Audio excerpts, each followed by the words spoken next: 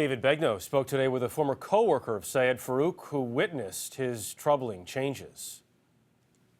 I was trying to call him as I called every single person that possibly could have been in that building to find out if they were okay. And I'm over here calling this guy to find out if he's okay. And he's the shooter. You know, it's very difficult. Chaz Harrison was a former co-worker and college classmate of mass shooter Syed Rizwan Farook. Syed was a talker. A lot of people think he was very quiet. I didn't get that impression. Tell me some of what you told the FBI. He was passionate about his religion. I let the FBI know that he didn't want to be in the United States. He had planned on leaving the United States. There were several occasions where I thought he was going to be leaving the United States. Where did he want to move to? He wanted to move to Dubai. What specifically did he tell you about not wanting to be in the U.S.?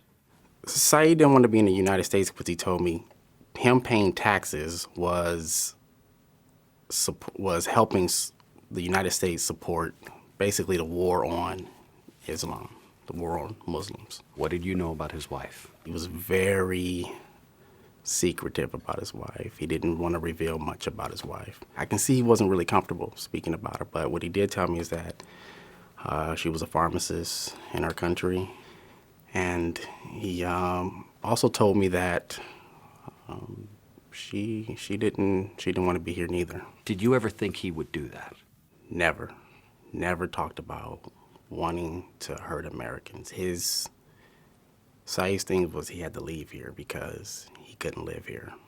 He never talked about harming Americans. He hated living in America that much. I'm not saying hated. He's just saying that he couldn't be here and practice his religion the way I felt like maybe he wanted to.